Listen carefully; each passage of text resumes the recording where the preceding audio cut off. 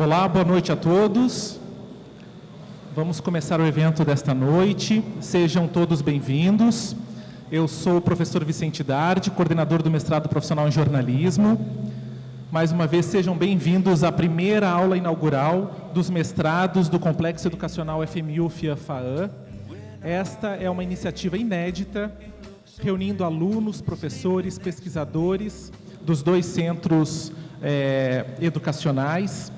São professores das mais diversas áreas da nossa instituição, que, então, nós, neste evento, nesta noite, iremos refletir sobre os diversos programas de mestrado, o que nós fazemos em comum, quais são nossas práticas, nossas pesquisas, e o que podemos, a partir de agora, realmente estreitar cada vez mais o nosso trabalho dos 7 programas de mestrado do FMU e FIA-FAAN. Então, já para essa abertura do trabalho dessa noite, eu chamo o professor Amilcar Grechel Júnior, que é o diretor dos programas de pós-graduação e da educação continuada aqui do Complexo Educacional FMU-FIA-FAAN.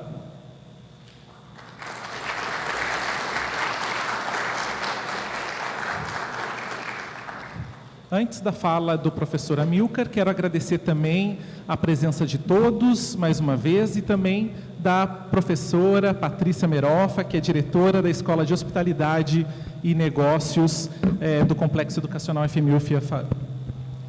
E dos demais presentes, alunos, professores e os coordenadores que logo também farão parte aí da mesa de abertura. Professor Amilcar. Muito obrigado, professor Vicente. Boa noite a todos. É com prazer e com grande alegria e até honra, por que não, recebermos aos nossos colegas professores, pesquisadores. Pronto. E, em especial, os nossos alunos. Deixa eu ter uma noção aqui, quebrando um pouco o protocolo, professor Vicente. Quantos aqui são alunos dos nossos programas?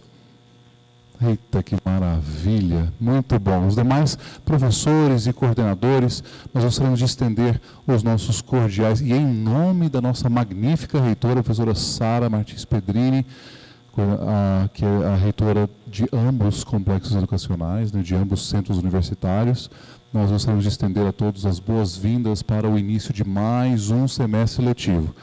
E uma das grandes intenções que temos a partir desse novo modelo de gestão é a aproximação e o estreitamento dos laços entre cada um dos programas, não somente da perspectiva temática, mas também da prática. Eu queria mostrar para vocês um pouquinho, pode passar, Gerson, ali o próximo, só alguns detalhes importantes dos programas que nós temos em nosso portfólio atual para 2017-2. Recentemente fizemos uma revisão na íntegra de todo o regulamento de pós-graduação estrito sensu.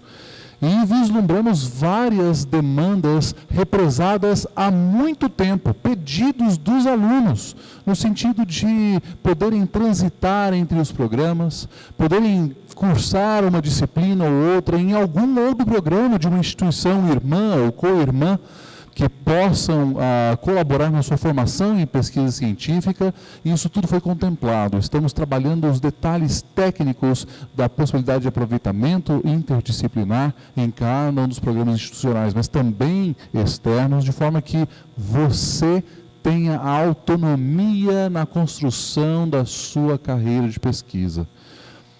Hoje, enquanto centro universitário, estamos na primeira fase, a fase do mestrado, dos programas de investigação e pesquisa que buscam os recursos e o controle, a pesquisa, a fundamentação e o mosaico autoral.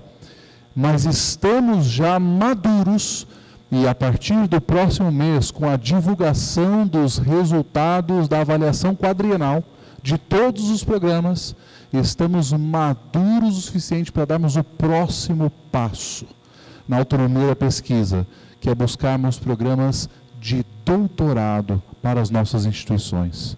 Essa é uma novidade que temos esperado ansiosamente, e eu gostaria de compartilhar com vocês esta intenção da instituição de buscar mais este passo nas linhas de pesquisa do Complexo Educacional FMU-FIA-FAAN. É muito importante a partir do momento em que a instituição toma uma postura estratégica em um determinado direcionamento, termos uma equipe preparada e alinhada para a aplicação dessa estratégia.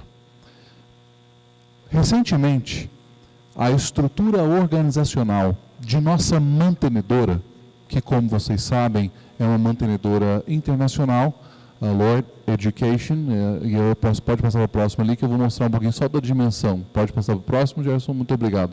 Vocês sabem que ela tem uma envergadura internacional, cujo foco predominante é no ensino superior, não necessariamente na pesquisa, estrito sensu, mas a ideia é de envergadura e acessibilidade, acesso à educação. Estamos hoje em 25 países com 80 instituições de ensino superior, um volume de mais de 1 milhão de alunos, ainda hoje a maior instituição de ensino superior do mundo. Mas para quê? Por quê? E essa é uma pergunta que a instituição tem se feito inúmeras vezes. Como ser grande e manter a qualidade? Como ser bom ainda sendo grande? Acho que quem faz esses questionamentos e quem ajuda na criação da identidade num mundo que nas esferas política, social, inclusive nas relações internacionais, cada vez mais polarizado, maniqueísta, e você sabe que toda polarização é burra. Toda definição de polarização em si é limitada, profundamente limitada. E o mundo está passando por esse momento, do nós e eles, em várias instâncias. Construção de identidade, a busca por questionar o status quo, é uma função predominantemente e discricionariamente acadêmica. Tem que ser. Se não vier da academia essa voz de auxílio à comunidade, de onde vai vir? Das instituições, acomodadas nos seus respectivos modus operandi? De onde vai vir o questionamento? Tem que vir daqui. Mas para surgir daqui, nós mesmos temos de construir uma identidade. Enquanto programas, enquanto sobreposições temáticas que são óbvias e outras nem tanto, que teremos de construir. Programas na área de saúde, programas na área do direito, da tecnologia, na administração, na comunicação. Será que não temos temáticas que são profundamente inclusivas e que perpassam cada um dos programas? E que nos dariam a envergadura necessária e a propulsão para questionarmos o status quo da sociedade? Para que termos 7 programas com produções semestrais de dissertações que têm qual finalidade? Qual o impacto social do que estamos produzindo aqui dentro? Qual o impacto social da minha pesquisa? Qual o impacto da sua pesquisa? No que ela pode transformar para melhor a nossa sociedade? Ou questioná-la? Somos relevantes? Porque se não formos, vamos fechar a lojinha. Não tem por que ficarmos pesquisando. Não tem para que ficar acumulando crédito. Não tem para que pendurar um diploma na parede. Se eu não faço a diferença, eu sou irrelevante. Se como instituição não construirmos algo que seja relevante, que vá ao encontro das necessidades da sociedade e da comunidade, somos programas irrelevantes. Se a minha pesquisa não tem esse quê, se a pesquisa não tem esse impulso, não tem esse filtro, não alcançamos relevância. E esse é o grande mote que vai direcionar nossas pesquisas. Como eu estava mencionando, nós somos parte de uma rede internacional. Passa para o próximo. Aqui no Brasil, nós temos 12 instituições de ensino superior que trabalham, estas sim, das 12, 6 possuem programas estrito sensu, que vocês vão começar a conhecer melhor, com programas e eventos de pesquisa em parceria. Eles vão assistir a nossa abertura e aula inaugural, de lá, de onde estão. Nós vamos assistir e participar de programas juntamente com eles. Vamos entender quais são as pesquisas que eles têm produzido, porque por mais que eu entenda que a minha contribuição, por exemplo, minha linha de pesquisa em filosofia política, Rousseau, etc., eu sou um mínimo grão de areia irrelevante, sozinho. A temática pode ser profundamente relevante, mas sozinho, não faço nada. Agora, enquanto instituição, tomando proveito da envergadura da maior instituição de ensino superior do mundo, será que não podemos contribuir? Será que não temos espaço para consolidar algo? Entrarmos na sociedade, na comunidade, dizemos, estamos aqui, a academia está aqui para dar suporte à superação de uma narrativa polarizada, cega, um posicionamento sustentável, uma argumentação bem fundamentada, um questionamento bem localizado, a politização. É importante. Nós temos esse papel de pular, de perpassar a conversa banal, o diálogo banal, a opinião banal a respeito de tudo. É o nosso momento de posicionamento aprofundado, de construirmos e sermos referência na construção do pensamento das comunidades. Essa é a grande função e a grande contribuição da academia. E se não estiver prestando essa contribuição, não somos relevantes, se não temos motivo para existir. E vamos construir isso com a identidade da instituição. Ficou pequenininho aí, né?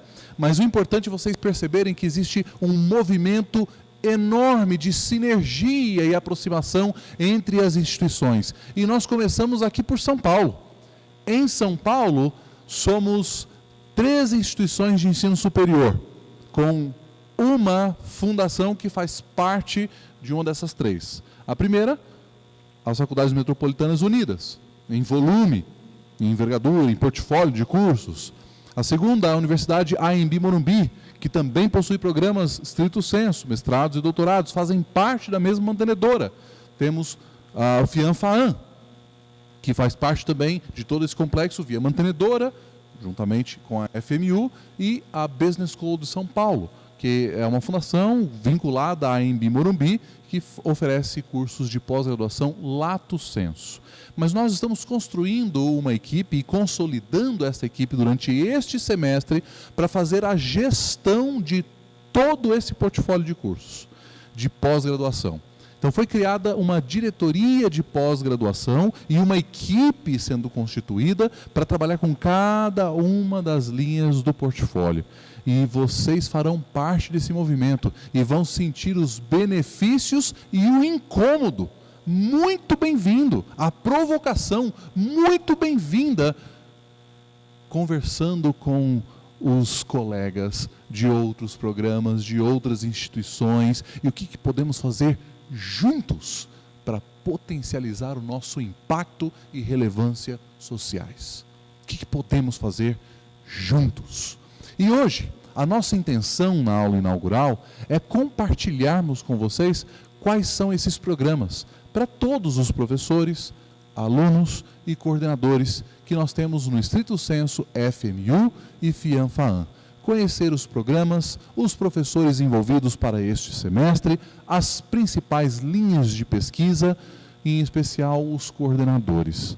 Isso vai ser muito importante para que você identifique e não cause estranhamento desnecessário a possibilidade de termos um professor, um coordenador ou um colega aluno de uma outra linha de pesquisa ou de um outro programa que vai estar na sua sala, na sua linha de pesquisa, porque estamos buscando construir identidade, estamos buscando construir essas pontes temáticas e a possibilidade de cursar disciplinas ou a interdisciplinaridade entre os cursos e as propostas que temos de pesquisa.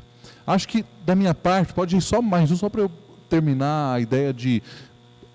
A FMU, em especial, tem no seu DNA um dos grandes objetivos da mantenedora, da institucional da LORD, né? A ideia da inclusão social e da empregabilidade. Recentemente, compartilhei com os coordenadores um artigo muito bem produzido e construído, com números, censo, CAPES, quanto à movimentação no estrito senso, que apenas 0,5% da população brasileira alcançou este nível de estudo no qual nos encontramos. Mestrado ou doutorado. 0,5. E aí eu remeto, eu não tive a minha formação inicial não se deu aqui, nessa pátria que eu amo tanto e também aqui também pertenço.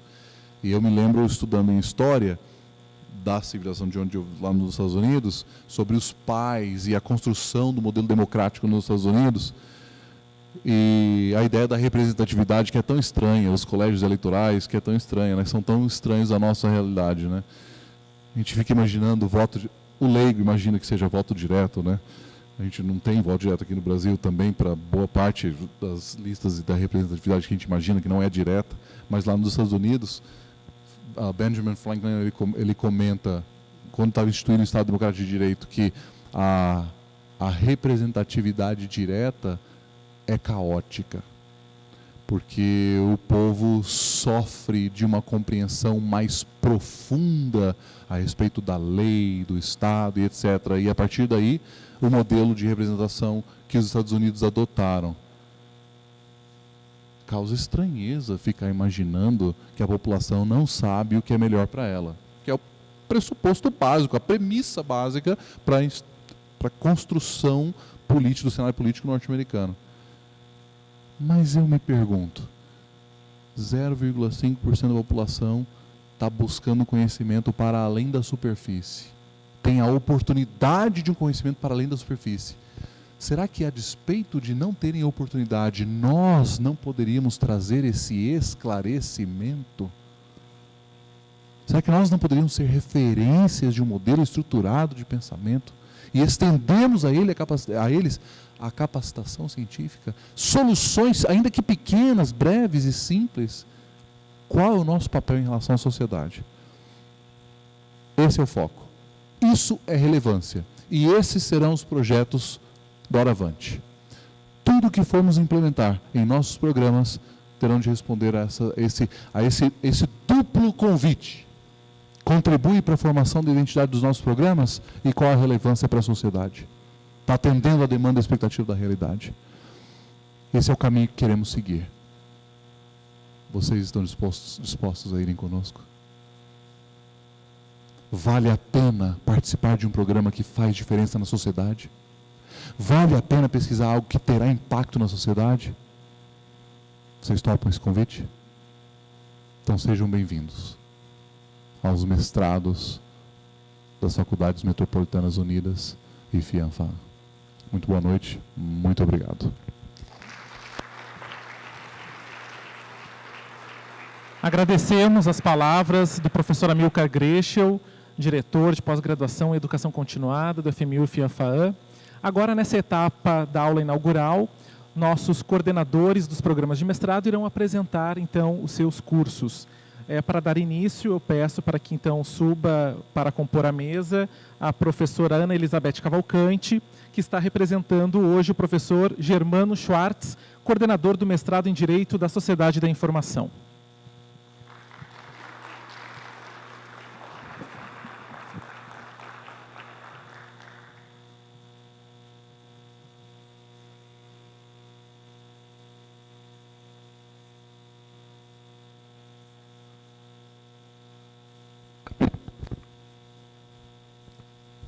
Boa noite a todos.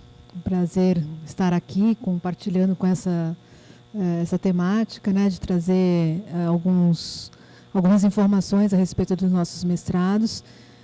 Agradeço ao professor Germano também por me possibilitar vir e representá-lo, professor Amilcar. E em relação ao curso de mestrado em Direito aqui na FMU, a temática é em Sociedade da Informação. O curso está, na verdade, dividido em duas linhas de atuação, duas linhas de pesquisas, né? Uma relacionada à teoria geral, no sentido mais privado, então teoria da relação jurídica, e a segunda linha, ela tem uma relação mais pública, no sentido de que ela vai para a decisão jurídica e monopólio do Estado. Nós temos vários professores envolvidos no nosso projeto, né? Então nós temos professores nas duas linhas de atuação. Eu acho que deve passar aí o nome dos professores que estão, né, elencados. Mas, na verdade, eu acho que é muito importante a gente ressaltar, e ouvindo aqui as palavras do professor Amilcar, essa questão da multidisciplinariedade, a possibilidade de você transitar em várias áreas, né? Quando a gente fala em direito à sociedade da informação, a primeira coisa que a gente tem que ter em mente, e isso é uma dificuldade que a gente tem, muitas vezes, de passar até mesmo para os alunos da graduação, entender o que significa isso, né? A sociedade da informação é a sociedade atual, a sociedade que a gente vive hoje. A sociedade dinâmica, a sociedade leve, a sociedade líquida, no sentido de que tudo se transforma e tudo é informação, é conhecimento. Então, a gente não está falando do direito relacionado à internet, necessariamente, né? Que muita gente associa, de uma certa forma, quando a gente fala em informação, de seria informática. E tem tudo a ver com uma relação de comunicação. Então, pensando aqui com o professor na área de jornalismo, na área de comunicação, na área de urbanismo, por exemplo, a questão da acessibilidade, como é que a gente pode utilizar as tecnologias e os mecanismos que a gente tem hoje para melhorar a vida das pessoas. Né? Como se falou em saúde ambiental, a relação é de proximidade total, né? Porque tudo é meio ambiente do trabalho, meio ambiente natural, enfim, você tem vários aspectos aí que o direito, como uma forma de regulamentar as relações sociais, tem a possibilidade de trabalhar, né? E tantos outros, enfim, eu acabei fazendo aqui apenas uma explicação geral. Então, essa é a temática do nosso mestrado, né?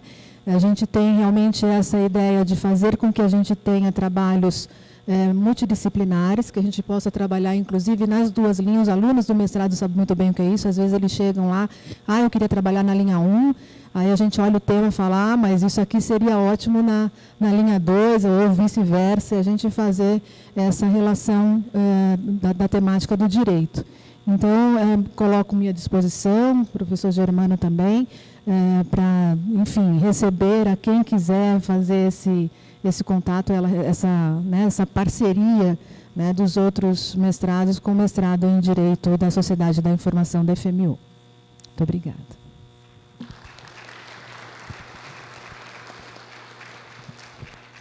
Obrigado, professora Ana Elizabeth Cavalcante. Agora eu chamo para compor a mesa o professor Orlando Roque, que é coordenador do mestrado acadêmico em Administração e do mestrado profissional em Governança Corporativa.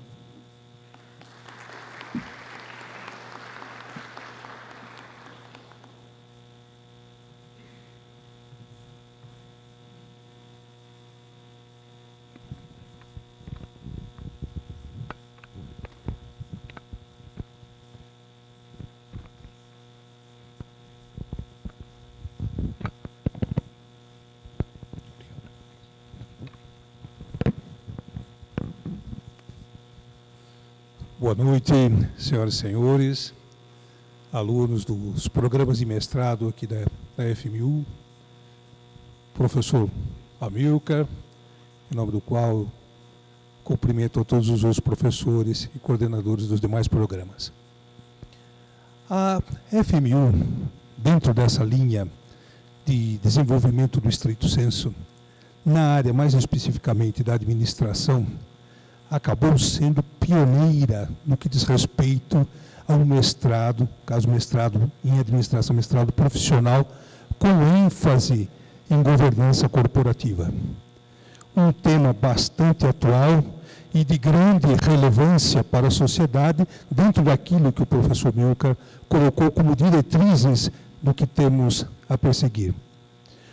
Os nossos programas, tanto o programa de mestrado acadêmico, quanto o programa de mestrado profissional, vem nesses últimos anos trabalhando com bastante intensidade dentro das suas áreas de concentração, envolvendo a governança corporativa de um lado, pelo lado do programa profissional, e as organizações inovadoras pelo lado acadêmico. Tanto em um programa quanto em outro, esta sinergia que se obtém a partir dos vários outros programas e desse interrelacionamento, participação com os outros programas tem sido muito bom. Até porque o tema sustentabilidade, que está presente no programa de mestrado profissional, que também aparece no mestrado acadêmico, encontra uma sinergia muito forte com a saúde ambiental no desenvolvimento de projetos conjuntos. A questão da governança, por outro lado, também nos traz aspectos de natureza normativa que faz uma interface com a área do direito muito forte. Sem contar que, ao se pensar em organizações inovadoras, processos inovadores de gestão do conhecimento, não dá para deixar de lado, nem considerar como menos importantes, os aspectos ligados à área de comunicação, no qual o programa de jornalismo se faz presente. As organizações inovadoras, por sua vez, ao trabalhar a questão dos espaços inovadores, dos ambientes inovadores por excelência, também encontram uma ligação com o programa de arquitetura, do programa de mestrado, que envolve essa preocupação com o espaço urbano e assim por diante. Como pode-se ver, essa inter-relação está muito presente nesses nossos programas de mestrado. E mais recentemente, ainda para coroar essa interligação, o programa de bem-estar animal propôs uma disciplina altamente inovadora e de grande relevância, voltada a um aspecto educativo, que vai fazer também parte desse envolvimento e já está movimentando alguns alunos e professores neste sentido. Como os senhores podem ver, essa nossa área de administração é uma área que consegue abraçar muito esse tipo de situação. Dispomos atualmente de vários professores, alguns deles estão aí citados no quadro, outros estão já se agregando ao programa, outros fazem parte de outros programas que compartilham com o nosso, de tal forma a criarmos uma estrutura e uma ambiência que favoreça o crescimento e desenvolvimento de trabalhos relevantes nesta área de inovação, de estruturação de governança, de organizações competitivas como um todo. Não é à toa que estamos num programa que pode-se dizer que figura-se entre um dos mais bem-sucedidos, com aproximadamente quase 80 alunos matriculados e com saídas anuais, semestrais, cumprindo com os prazos estabelecidos pela CAPES, gerando publicações de nível não só nacional como internacional, e muitos dos nossos ex-alunos entrando também em programas de doutorado e dando continuidade. Queira Deus que sejamos bem-sucedidos nessa próxima avaliação com relação à CAPES. Quem sabe a administração não poderá ser um dos programas que irá trabalhar na proposição de um doutorado para o próximo quadriênio. Vale, por último, para encerrar, que se tivermos um bom resultado nestes 4 anos, estou imaginando que teremos um resultado ainda melhor agora que estamos trabalhando de uma forma tão integrada sobre a regência do nosso diretor da área distrito e que está provocando essa inter-relação entre os programas, enfatizando até mesmo essa nossa inter-relação de um ponto de vista internacional, que é mais uma das etapas a ser perseguida ao longo deste e dos próximos anos. Muito obrigado.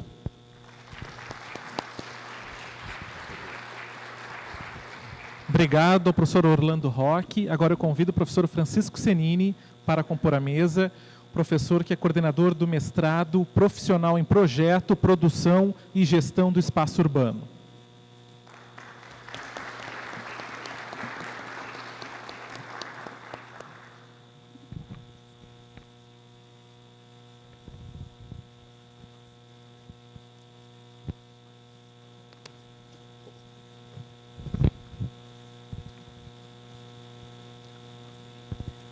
Boa noite a todos. Estão ouvindo? Boa noite a todos e a todas.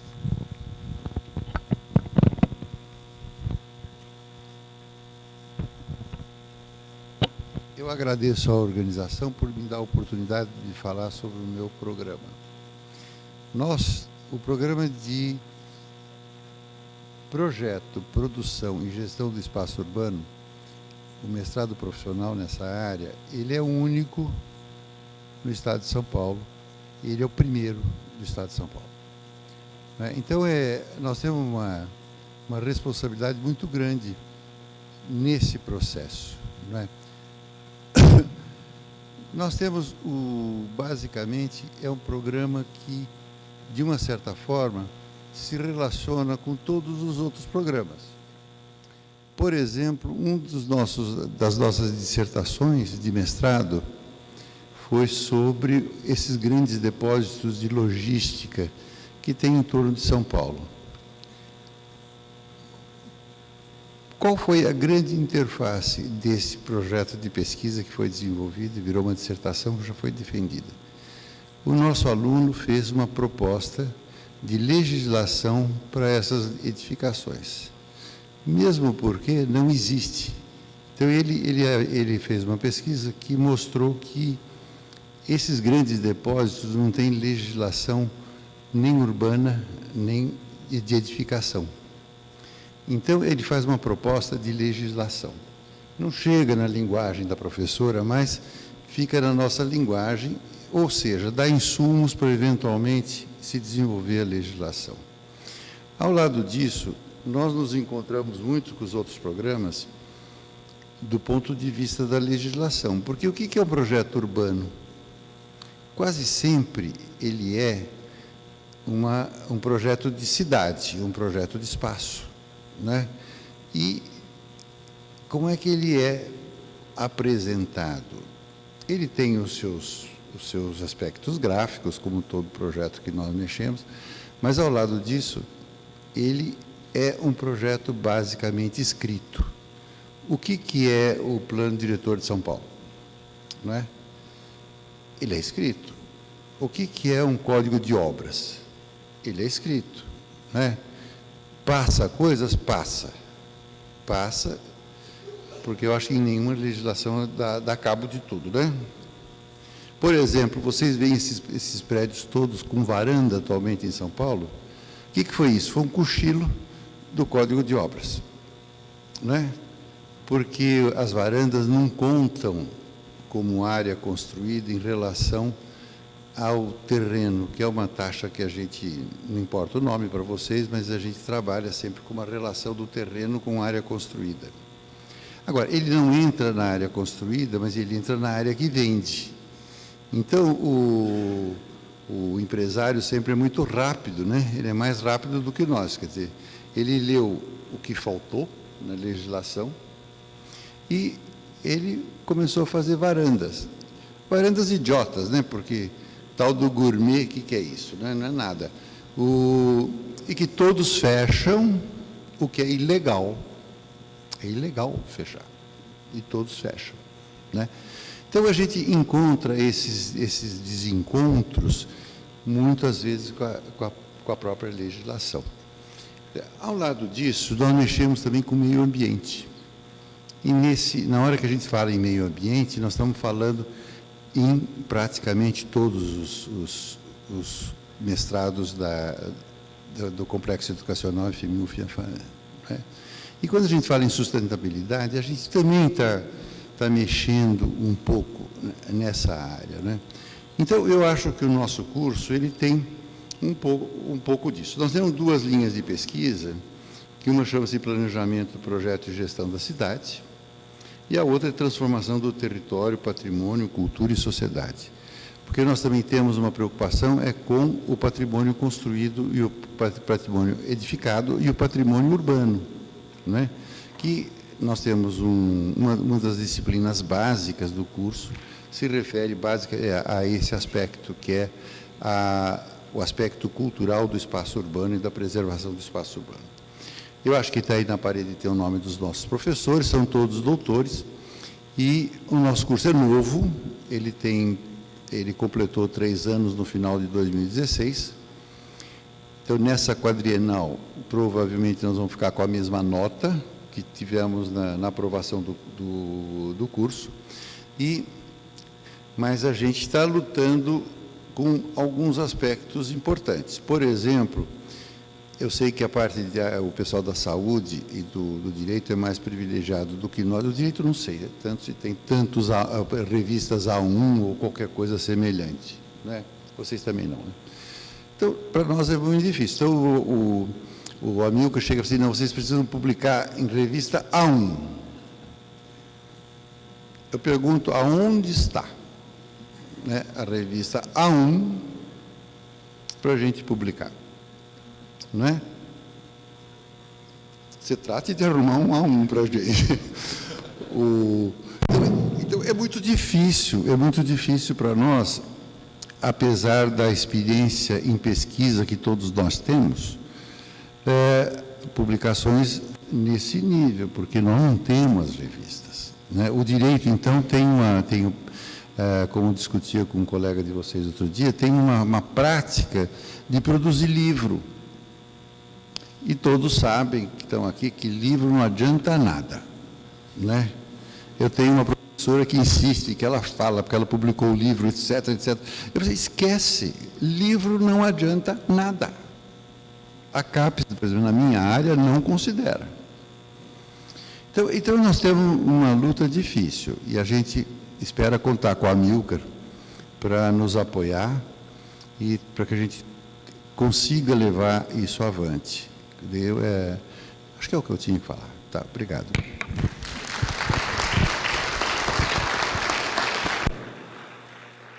Obrigado, professor Francisco Senini.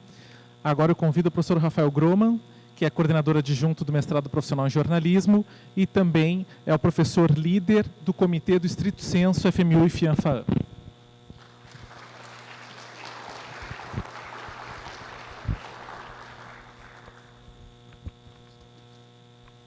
Boa noite. Bom, vamos conversar daqui a pouco melhor sobre pesquisa e tal. Apresentar brevemente o mestrado profissional em jornalismo, que completa 2 anos agora, dia 8 de setembro. É um programa jovem que vai defender a primeira turma agora. E é o primeiro mestrado profissional em jornalismo da região sudeste, é o segundo do Brasil, numa área de concentração chamada Práticas Jornalísticas, e 2 linhas de pesquisa, que são linguagens jornalísticas e tecnologias e jornalismo e mercado de trabalho. A partir dessas linhas, tanto linguagens e tecnologias quanto o mercado de trabalho, a gente pode conseguir imaginar e tecer relações com os diferentes programas. Por exemplo, como pensar a relação entre jornalismo e direito no Brasil marcado pela Lava Jato? Como pensar nas relações entre jornalismo e saúde, seja na saúde ambiental, na saúde animal, em toda a área da saúde, na área de jornalismo científico, por exemplo? Como pensar as relações entre comunicação e os espaços da cidade, no momento em que a gente discute cada vez mais a ocupação dos espaços da cidade e como esses espaços são também comunicacionais. Então, por aí dá para a gente ver o quanto que é relevante falar em comunicação na sociedade da informação, e já vamos falar melhor sobre isso, e o jornalismo, e o quanto que pensar as práticas jornalísticas, a mudança nas práticas jornalísticas faz parte um pouco do nosso papel. Não só numa sociedade mediatizada, quer dizer, como é que a gente consome mídias hoje? Quem é que assina jornal? Ou você tem Netflix, você tem Spotify. Qual que é a relevância, então, da comunicação e do jornalismo para o hoje, para o contemporâneo? E como reinventar essas práticas jornalísticas a partir, seja de qual terminologia for, alternativo, independente, empreendedor, como é que a gente pode reinventar a grande mídia que está por aí ou criar alternativas a ela? Então, é um pouco são alguns dos desafios do mestrado profissional em jornalismo, que tem, entre alguns projetos, a gente tem pesquisado desde telejornalismo, narrativas e representações, as micronarrativas ligadas, principalmente relacionadas ao ambiente digital, qual a recepção de jornalismo por adolescentes? Os adolescentes consomem jornalismo ainda? E como é que esse consumo de jornalismo, o último relatório Reuters, diz que o consumo de notícias tem sido feito mais pelo WhatsApp do que pelo Facebook. Que impacto tem isso para a nossa sociedade? Quer dizer, o que isso tem a ver com fake news, com pós-verdade, que são as buzzwords do nosso momento? Outros tipos de pesquisa envolvem o sentido do empreendedorismo para o campo jornalístico. Como é que jornalismo e empreendedorismo têm dialogado? Como é que tem se pensado as práticas de jornalismo educativo, alternativo, periférico na cidade de São Paulo? Como é que estão mudando as rotinas e os processos de produção de jornalismo na cidade de São Paulo? E como é que nós podemos não só pesquisar no sentido teórico, mas como é que a gente pode intervir na realidade das redações, dos ambientes de trabalho em São Paulo? A gente tem hoje parcerias firmadas com a Folha de São Paulo, com a Rede Record, que tem vindo e tem dialogado muito forte com a gente. Amanhã a gente começa um seminário sobre jornalismo e redes sociais com só pessoas da área de gestão da Folha de São Paulo. E temos também buscado parcerias dentre iniciativas também da área periférica e alternativa do jornalismo paulistano. Então, dentro dessa ideia de empregabilidade e inclusão social, o nosso mestrado profissional em jornalismo também está dentro. Muito obrigado.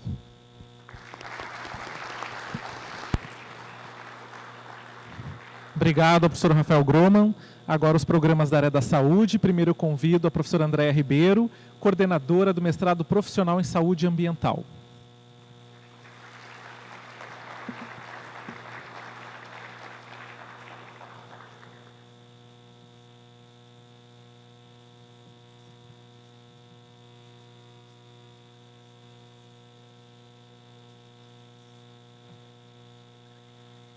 Boa noite a todos os professores, todos os alunos, professora Amilcar, demais coordenadores, professor Vicente. É muito bacana a gente estar aqui hoje, acho que é uma proposta muito importante. A gente está muito acostumado a trabalhar cada um no seu quadrado, né? E a gente do mestrado profissional em saúde ambiental, a gente está na área interdisciplinar, né? Então, ela exige que isso aconteça. É muito importante para a gente, é uma exigência da CAPES, né? Então, a saúde ambiental está dentro da área interdisciplinar, e o que não é fácil, né? Não é fácil porque cada um de nós, até nós, os professores, os alunos, cada um foi formado naquele seu curso específico, ou fez mestrado e doutorado em áreas específicas, né? E a área interdisciplinar pede que haja uma articulação entre as diferentes áreas, entre as diferentes disciplinas. Então, é muito bacana, não é fácil, e eu acho que essa proposta de agregar isso, né, nos programas de mestrado é muito importante. Então, todos os programas, na verdade, citaram dentro das suas linhas de atuação os diversos outros programas, né? Então, a gente tem professores trabalhando em diferentes campos do saber, e isso é muito importante, a gente poder aproveitar tudo isso. O mestrado profissional em saúde ambiental, ele teve início em 2012. Eu não acho que é um programa antigo, acho que não. Acho que a gente está aprendendo, né? Acho que a gente vai passar agora pela avaliação, né? A primeira avaliação importante do programa, mas é uma construção, né? Acho que é uma construção de um programa estrito sensu, né? Dentro que os programas estrito sensu são novos na FMU, né? O professor começou com o programa do direito, depois viemos nós, e também é novo com essa visão interdisciplinar, quer dizer, além de ser um programa de mestrado profissional, que também é diferente, né? A gente não falou muito disso ainda, né, professor, mas os programas profissionais, eles são diferentes, né? Eles levam muito em conta aquilo que o profissional traz para o programa. Então, alguns estudantes, alguns candidatos na seleção, professora, mas será que eu tenho a ver com esse programa? e aí tinham candidatos da área de psicologia, da área do direito, da área da medicina, né, e da biologia, da zootecnia, e, na verdade, a ideia é que a gente agregue isso, aquilo que o candidato traz, com as diferentes competências que a gente tem dentro do programa. O programa ele tem 3 linhas de pesquisa: a linha de pesquisa de tutela jurídica do meio ambiente, a linha de eficiência e sustentabilidade da cadeia produtiva, que está relacionado a uma produção sustentável, que está relacionada com gestão ambiental, e a área de monitoramento ambiental também. Então, o que é a ideia aqui no nosso mestrado? É que o aluno do mestrado profissional em saúde ambiental, ele, obrigatoriamente, ele tem que cursar disciplinas nas diferentes linhas, para que ocorra essa interdisciplinaridade, né? E que ele seja orientado por professor, para o professor de uma linha e co-orientado com o professor de outra linha de pesquisa, exatamente para a gente trabalhar essa interdisciplinaridade. Então, é muito bacana isso que está acontecendo, é muito importante que a gente tenha professores dos outros programas também trabalhando junto conosco, e nós estamos de portas abertas para vocês. Agradeço.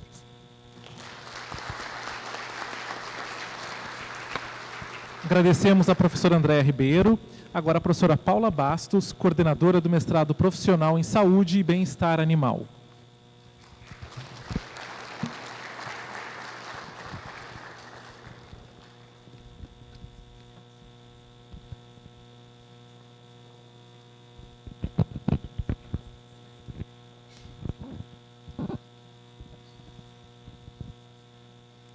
Boa noite a todos, professores e alunos.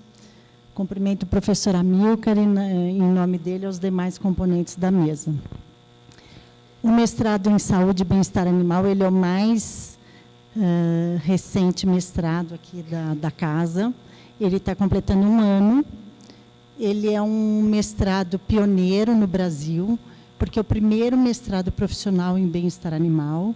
Então, a FMU teve esse pioneirismo, e eu vejo também, eu identifico fortemente essa interdisciplinaridade entre os mestrados.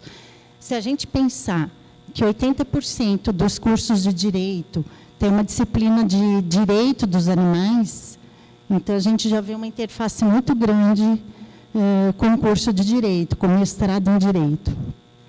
Se nós pensarmos que a medicina veterinária ela tem uma atuação muito ampla, hoje em dia, desde os nossos animais de companhia, que hoje em dia eles agregam a nossa família, formando uma família multiespécie, e que eles tomam banho praticamente semanalmente. Eu brinco que não lava rápido de cachorro, né? Existe um efluente desse local, né, que banha esses animais.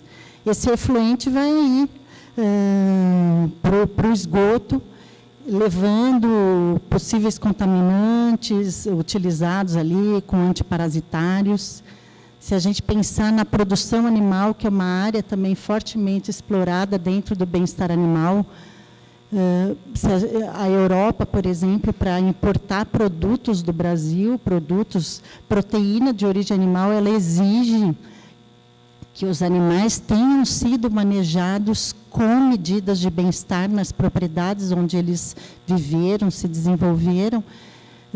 Então, o agronegócio, então, ele faz parte fortemente do PIB brasileiro. Então, a gente pensando assim, a gente já vê uma interface muito grande com a parte da administração. E ainda, preciso fazer uma interface com você, Francisco. Preciso falar de você. Mas, na verdade, assim, as estruturas, ou físicas, ou das instalações de agropecuárias, ou das instalações domésticas, ou dos abrigos de animais, hoje em dia já existe uma linha. Eu, particularmente, já orientei uma arquiteta que, depois de fazer arquitetura, ela tinha um sonho muito grande de fazer veterinária, e eu fui muito feliz essa orientação, porque ela agregou, por exemplo, todo o conhecimento que ela tinha da arquitetura para fazer uma proposta de estruturação de instalações para ambientes de cães e gatos, de prefeituras, aquele chamado Centro de Controle de Zoonoses. Então, ela trouxe toda a dissertação dela, na verdade, foi um trabalho de conclusão de curso, teve a parte até da planta, e enfim.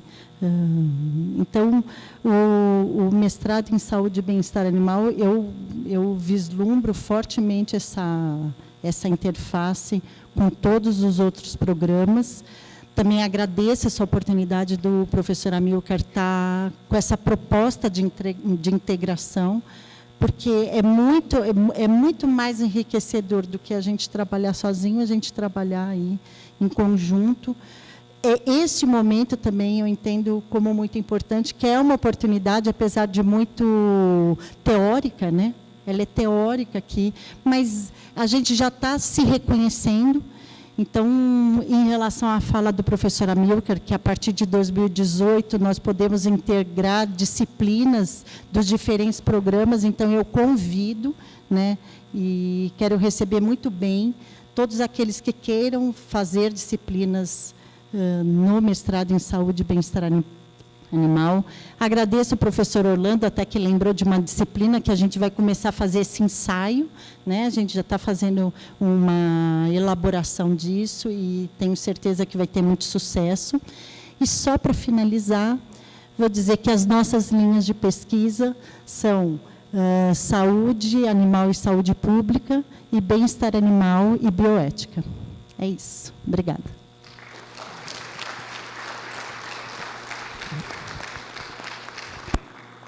Obrigado à professora Paula Bastos. Agora eu peço para que o professor Amilcar e os demais coordenadores ocupem seus lugares no auditório, para que a gente possa começar a palestra desta noite, desta aula inaugural dos programas de mestrado do Complexo Educacional FMU e FIA-FAAN. O título da palestra do professor Dr. Rafael Groman é Desafios e Dilemas da Pesquisa no âmbito da pós-graduação. O professor Rafael é doutor e mestre em Ciências da Comunicação pela Universidade de São Paulo, graduado em Ciências Sociais pela Universidade Federal de Juiz de Fora, coordenador adjunto e professor do mestrado profissional em jornalismo do FIAN-FAAN, Centro Universitário, também professor contratado da Escola de Comunicações e Artes da Universidade de São Paulo, ECA-USP, coordena o grupo de pesquisa Jornalismo, Mercado de Trabalho e Novas Linguagens, e é integrante do Centro de Pesquisa em Comunicação e Trabalho. O professor Rafael é editor da revista Parágrafo, o periódico oficial do mestrado profissional em jornalismo, coautor do livro As Mudanças no Mundo do Trabalho do Jornalista. Então, professor Rafael, com você. Muito obrigado, Vicente. Boa noite novamente a todos. Agora com um pouco mais de calma, para falar... como é difícil falar depois do Amilcar, né? E fazer uma fala, o professor Orlando fala muito bem também. A gente tem um grande desafio pela frente, vou tentar ficar sentado aqui, depois eu vou andando um pouco por aí. A gente tem um grande desafio, como foi apontado por todos os coordenadores, que é justamente como, no mundo que é complexo, a gente fazer interfaces e também vencer burocracias para que essas interfaces se realizem. Vencer burocracias, inclusive do âmbito da própria CAPES. Para quem está começando agora, a CAPES pode parecer um grande monstro, né? A CAPES, ou Sucupira, né? Que são os nossos órgãos reguladores dos mestrados estrito sensu. E é engraçado porque a CAPES fala o tempo todo interdisciplinaridade, e depois chega nas avaliações e acaba penalizando o que é interdisciplinar. Quer dizer, por mais que a gente sempre esteja falando inter, trans, multidisciplinaridade, parece que se a gente conseguir chegar à metade disso, já vai ser um avanço. Por quê? Porque o discurso inter, trans, multi, todo mundo fala. Precisamos transcender.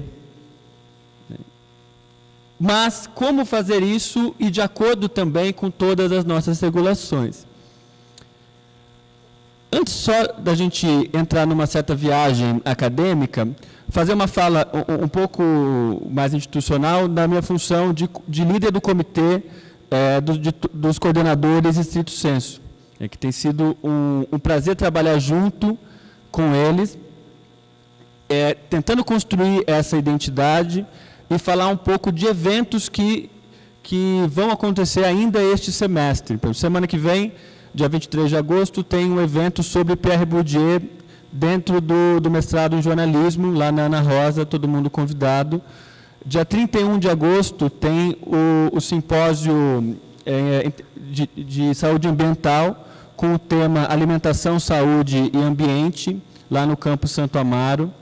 Em outubro tem o seminário da arquitetura, coordenado pela professora Silvia, que está aqui.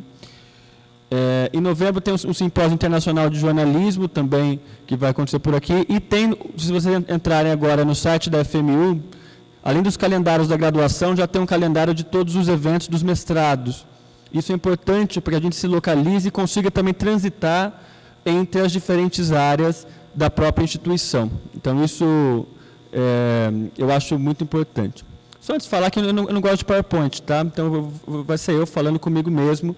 Depois, se vocês quiserem, a gente dialoga. Eu trouxe para vocês algumas provocações. E aí vocês podem responder, a gente pode conversar um pouco sobre elas. A partir dessa definição de que FMU, FIANFAAM, missão é empregabilidade e inclusão social, o que é que a gente está falando quando diz isso? E o que é realmente fazer pesquisa, para além de uma atividade burocrática?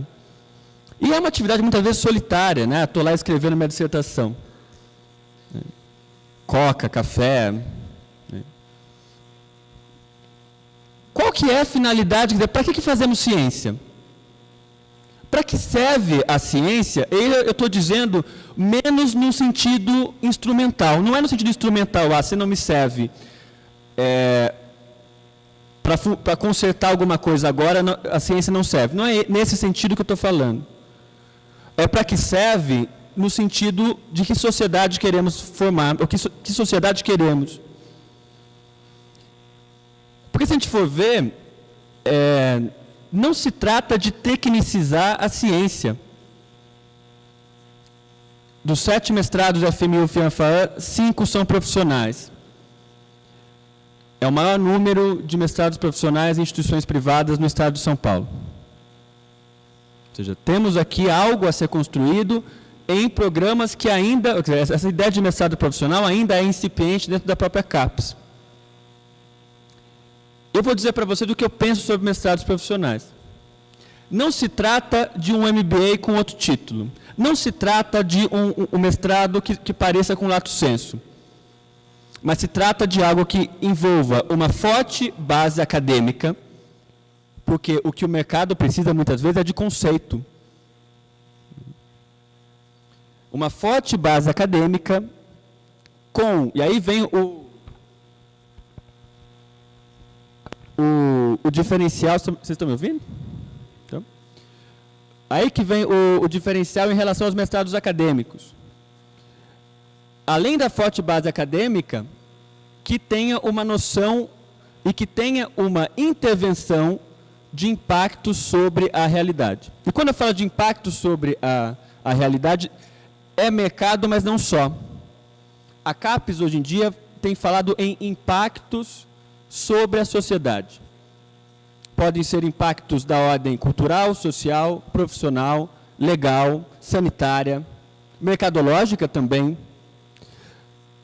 Como que cada um dos nossos mestrados prevê esse impacto direto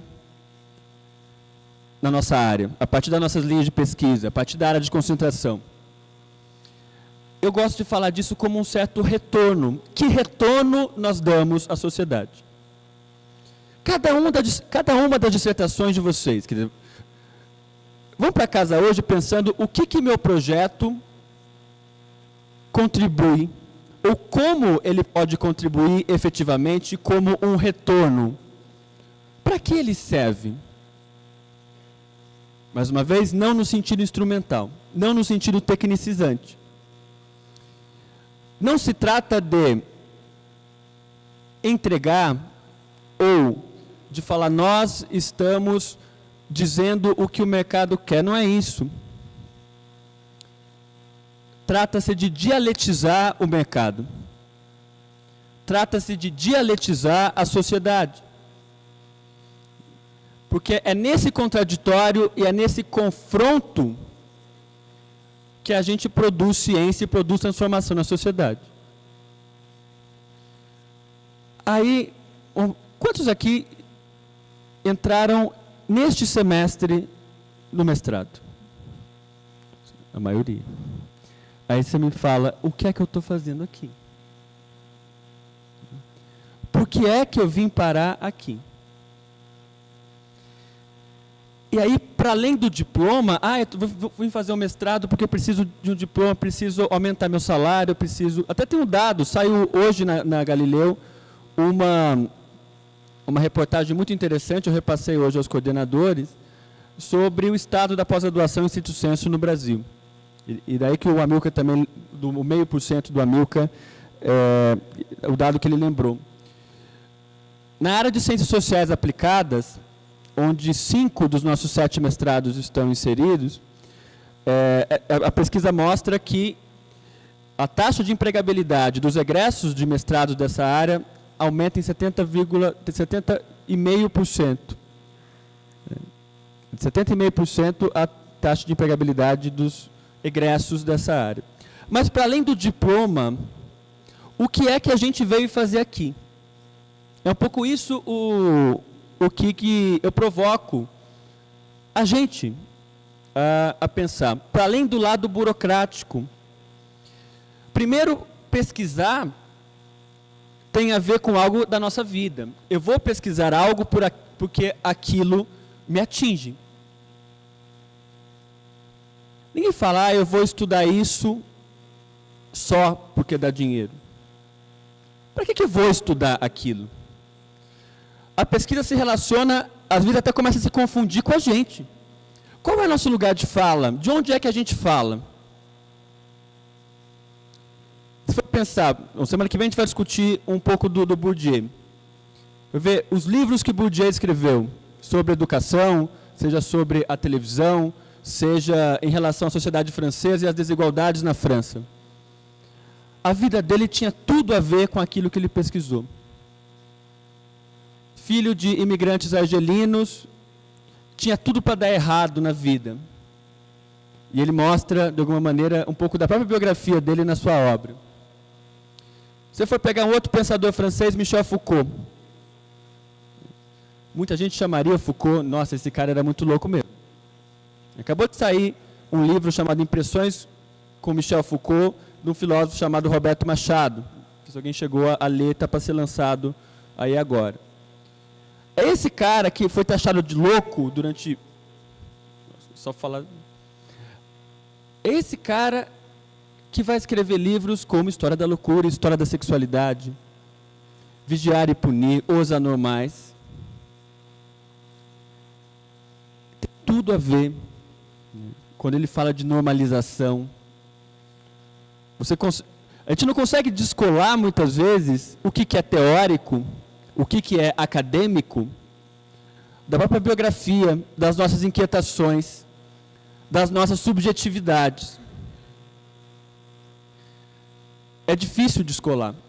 E aí hoje tem uma expressão que se fala muito, eu não gosto de academicismo. Já ouviram falar isso? O academicismo. Eu também não gosto de academicismo.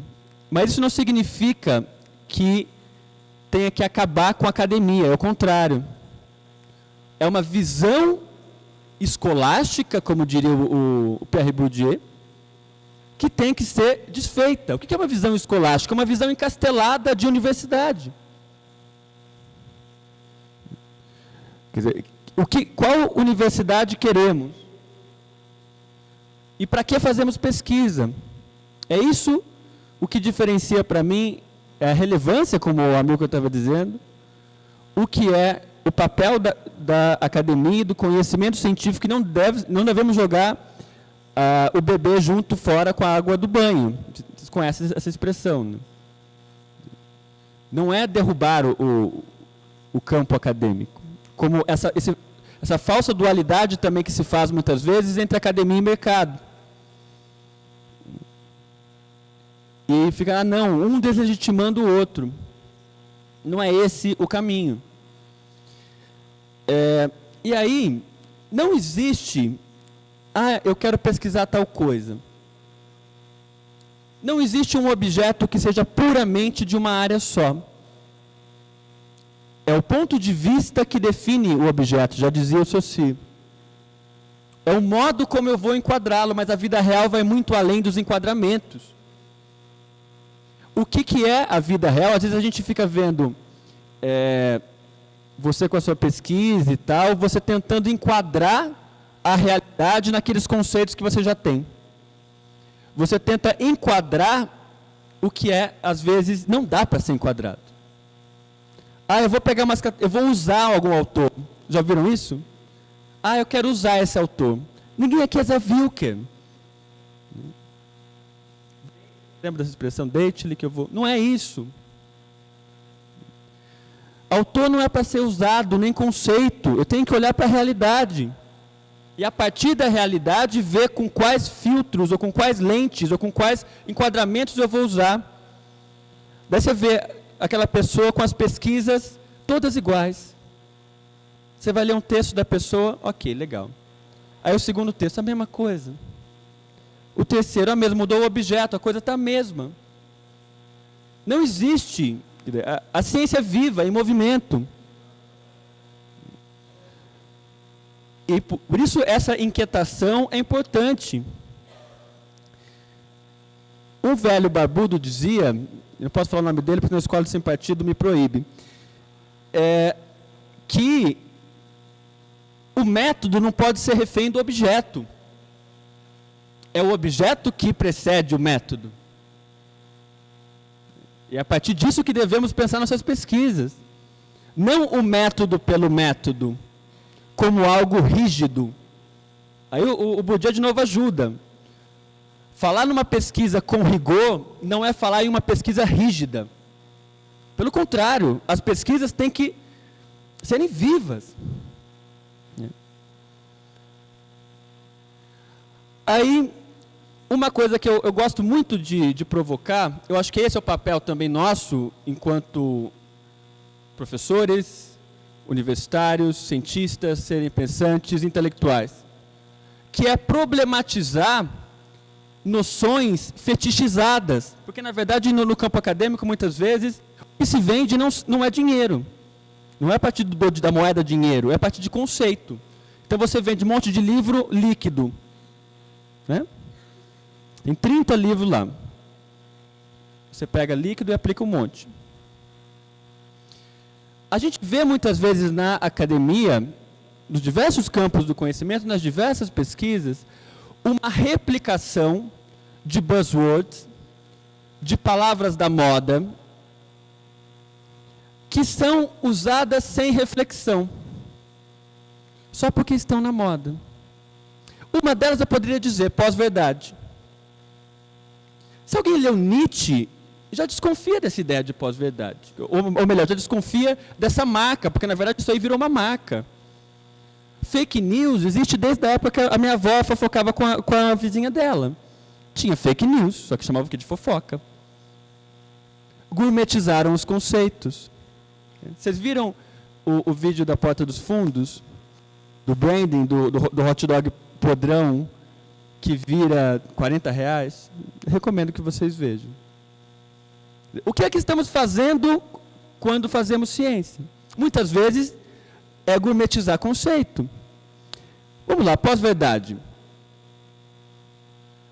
Se a verdade já, apesar de existir enquanto realidade, existem versões do real, o que é que falar em pós-verdade? Se nem a verdade existe enquanto concretude total. Sem querer ser pós-moderno demais. Inclusive, às vezes vem um aluno meu dizer, porque hoje tudo é líquido, hoje tudo é imaterial. Eu falei, vou jogar um tijolo na sua cabeça para você ver o que é imaterial. Porque as coisas são concretas. Algumas até podem parecer líquidas. Uma delas, então, é essa ideia de pós-verdade. Aí tem outras palavras que eu acho que são super importantes, mas a gente precisa pensar sobre. Disrupção, vocês já ouviram falar? Disrupção? Tudo agora, disrupção. As duas palavras que eu acho que são importantíssimas, mas precisamos falar sobre inovação e empreendedorismo. O que é inovação quando falamos de inovação? Fiz uma pesquisa recentemente na área de jornalismo. Quando os pesquisadores da área de jornalismo falam em inovação, elas estão se referindo basicamente à inovação tecnológica. Ou seja, estão reduzindo o potencial, inclusive discursivo, de uma expressão a somente uma de suas facetas, que é a inovação tecnológica. Invisibilizam as facetas de inovação social, de inovação cultural. Considerando inovação por transformação do homem em relação à própria realidade. Isso, mais uma vez, está batendo no nosso amigo barbudo. Empreendedorismo, vou falar já sobre ela, mas também são palavras que muitas vezes a gente fala sem pensar sobre. Quantas vezes a gente usa expressões sem pensar sobre? E o pesquisador tem, por obrigação, que ter a chamada vigilância epistemológica. Que palavra difícil. Ou ruptura epistemológica. Que significa basicamente o quê? Partindo, às vezes, do próprio senso comum, refutá-lo, confrontá-lo, de não acreditar nessas soluções da superfície. Quantas vezes a gente não acaba lendo por aí coisas assim, todo mundo sabe, alguns autores dizem que... Quem disse, cara pálida? Porque hoje todo mundo é assim. Isso não é fazer ciência. Às vezes até o próprio jornalismo tem sido feito assim, e isso também não é fazer jornalismo. Então, no máximo, isso chega a um textão de internet. No máximo. Porque quando você vira mestrando, até o textão da internet você começa a problematizar. Não é? Então aí tem uma questão para a gente pensar em relação a esses conceitos. Vou falar já melhor de algumas coisas. Eu falei um pouco dos mestrados profissionais e desses retornos, e só um adendo. Nunca fale em mestrado profissionalizante, tá? É mestrado profissional. Isso é importante. É a mesma coisa que te chamar pelo nome errado, sabe? Namorado te chama pelo nome errado, é mais ou menos isso. Mestrado não é profissionalizante, porque não é tecnicizante. Aí eu vou falar um pouco, vocês controlem meu tempo aí, tá? Senão a gente vai falar, sabe, professor, né? Quero fazer algumas provocações relacionadas a um cara chamado Álvaro Vieira Pinto. Alguém já ouviu falar nesse cara? Álvaro Vieira Pinto foi um filósofo carioca da década de 60, 70. Ele foi nada mais, nada menos que orientador do Paulo Freire. Nada mal. Tem livros como a Sociologia dos Países Subdesenvolvidos. Ele escreveu uma obra-prima chamada O Conceito de Tecnologia. Eu escrevi recentemente um texto para uma revista inglesa, dizendo, olha, ingleses, um brasileiro da periferia do mundo previu ou falou nos anos 70 coisas que vocês estão dizendo agora e achando que é novidade. E vocês desprezam as epistemologias do Sul. 2 calhamaços, chamado Conceito de Tecnologia, em que ele acaba com a teoria cibernética do Weaver, acaba com McLuhan, feliz, que são coisas que as pessoas estão descobrindo só agora. Essas críticas. Foi um dos primeiros tradutores do Lukács para o Brasil. E aí, eu gosto muito de um livro dele chamado Ciência e Existência, que é um pouco, tem a ver com essa nossa conversa de hoje. Que a ciência interessa à medida que nos serve à existência, ao ser social. Aí ele vai dizer o seguinte: não se trata de colocar só a teoria ou só a prática, porque as duas separadas são insuficientes. Não é só o hábito e o exercício profissional que interessam para pensar como ponto de partida, mas é sempre no vai e vem. Quando eu falei de dialetizar o mercado, é um pouco por aí. Não pode nem a prática sem a teoria justa, nem a teoria sem a prática indispensável.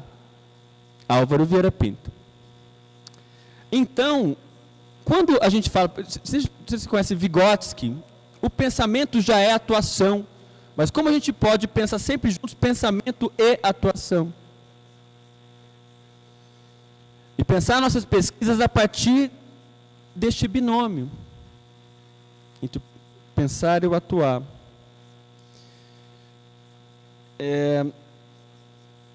E pensar a prática da pesquisa também enquanto prática social. O que eu estou estudando é relevante para a sociedade?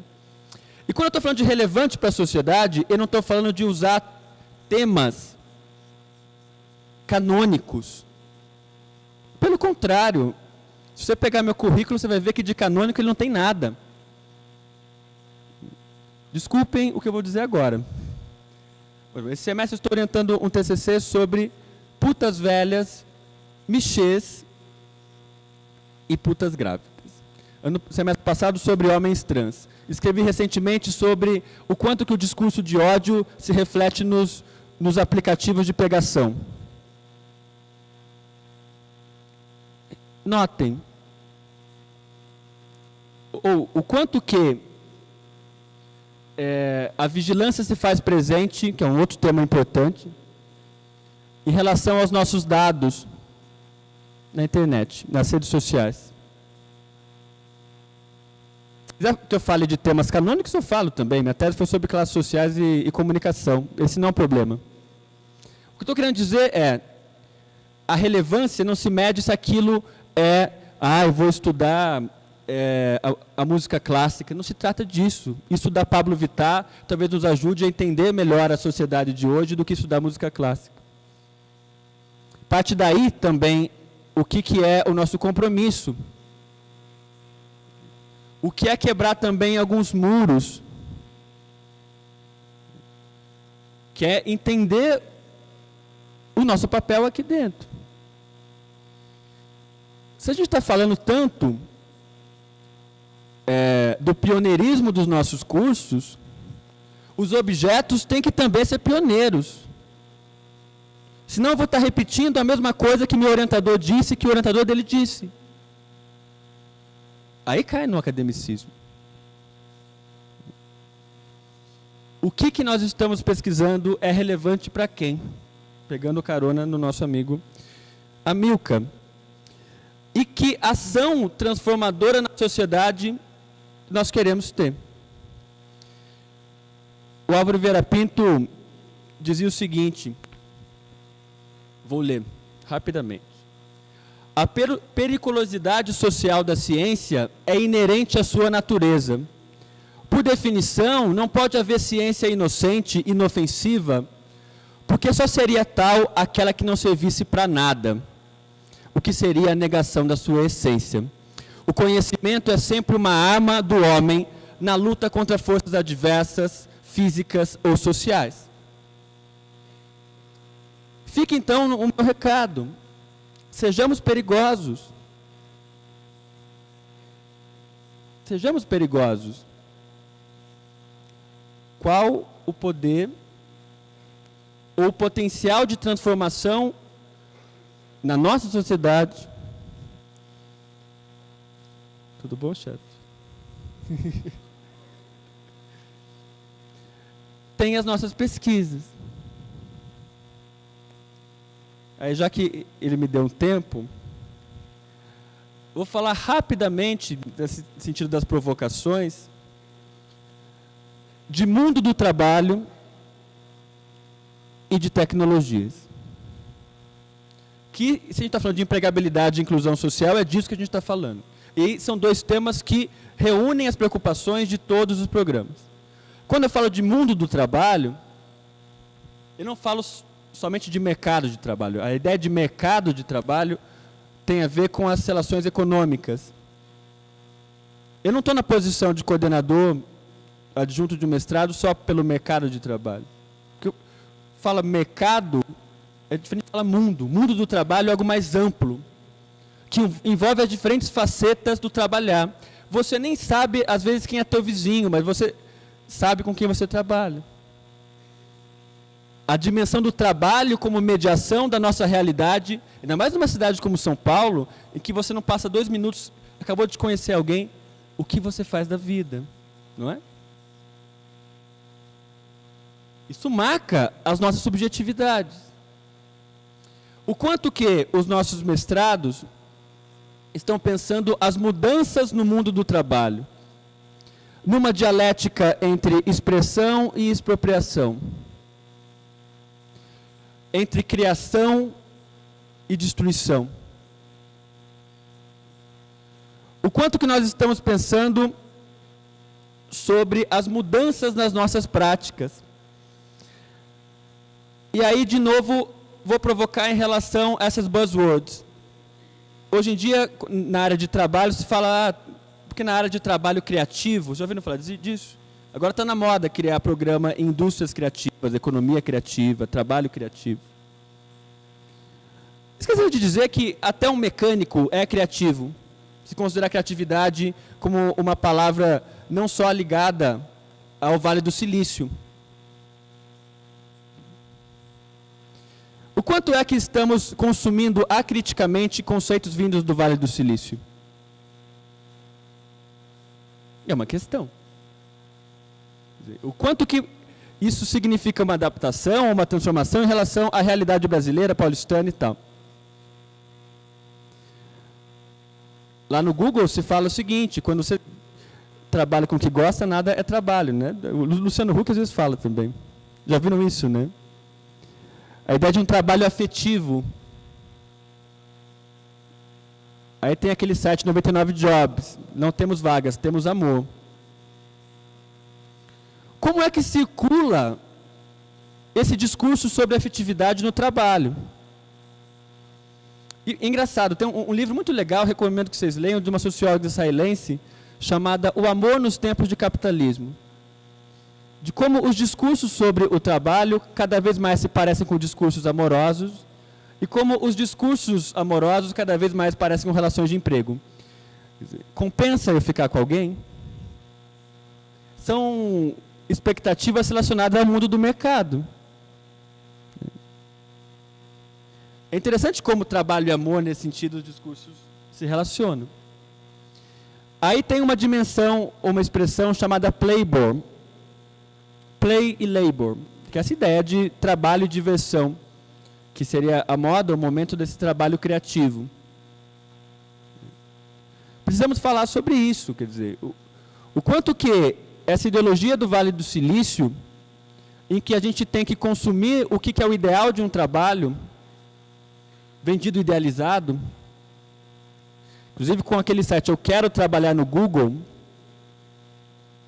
fizeram recentemente uma pesquisa com trabalhadores do Google, dizendo, olha, o branding é uma coisa, trabalhar aqui é outra. É um trabalho como outro qualquer, tem suas questões, mas é lógico que é melhor trabalhar no Google do que em uma outra empresa, de outro ramo e tal, mas não se trata de idealizar as atividades de trabalho, mas vamos pensar o trabalho a partir das atividades concretas. Outra, como eu falei no início que ia retornar, a questão do empreendedorismo. Não vamos cair nessa de todo mundo pode empreender, basta querer. Não vamos cair nessa de, como é que eu vou explicar, por exemplo, para o meu aluno que vem aqui, do Capão Redondo, que vem de Ribeirão Pires, que ele tem a mesma chance de todos. Basta ele querer e ter força de vontade. Aí é que eu diferencio a prática empreendedora dos discursos sobre o empreendedorismo. Devemos fomentar práticas empreendedoras de maneira concreta, profunda. Mas, por um lado, no caso da própria comunicação, né, você tem palavras que às vezes se confundem. O que é empreendedorismo, o que é independente, o que é alternativo. E aí, precisamos, se for para pensar em empreendedorismo, para além daquilo como um discurso de autoajuda. Porque é isso, né?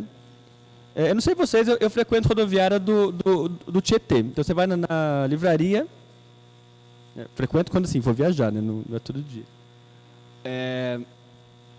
O que tem lá? Pai rico, pai pobre, não é isso?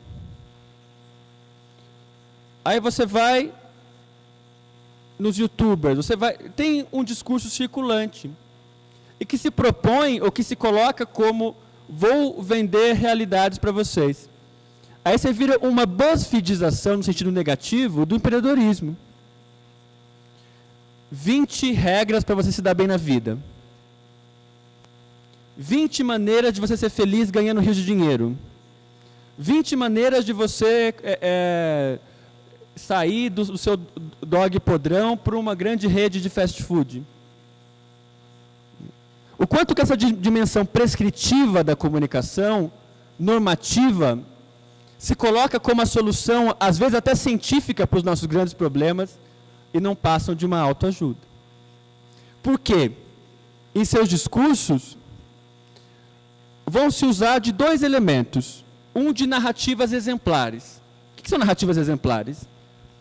Aquela pessoa que largou tudo e foi fazer sucesso. Narrativa de superação. Aquela pessoa que tinha tudo para dar errado e deu certo. Outro tipo é de narrativas inspiracionais. Venha conhecer a história de fulano de tal, para você se sentir inspirado. Gente, é lógico que a inspiração é algo bom. É óbvio. Não quero alguém chorando do meu lado o dia inteiro. Aí recomendo um filósofo sul-coreano chamado Han. Já viram? Já leram? A Sociedade Transparente, a Sociedade do Cansaço.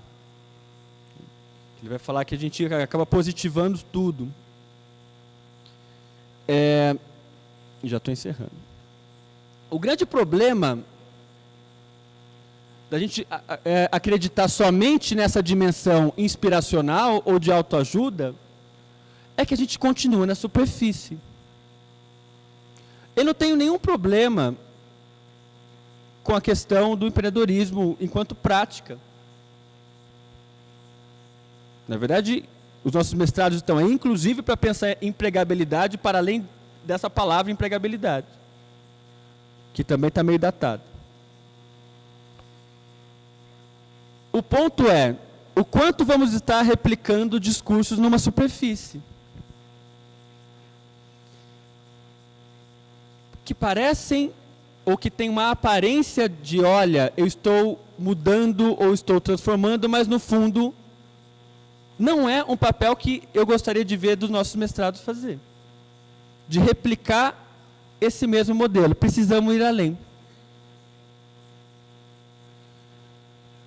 Enfim, o que eu queria deixar de recado para vocês e para mim, para o nosso início de conversa, são provocações para sairmos do lugar. No mundo onde até pensar fora da caixinha já virou dentro da caixinha. Então, é nosso papel, enquanto professores de mestrado, enquanto coordenadores, enquanto alunos, de repensar modelos e de repensar práticas. Sejamos perigosos. Muito obrigado, boa noite.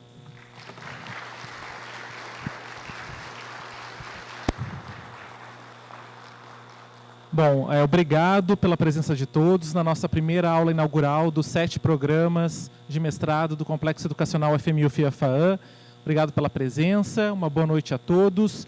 Sugestões, dicas, encaminhem aos coordenadores. Mais uma vez, obrigado ao professor Amilcar, também pela iniciativa, aos demais coordenadores, e que esse seja realmente aí o primeiro evento de muitos que nós faremos em conjunto, tá bom? Uma boa noite a todos.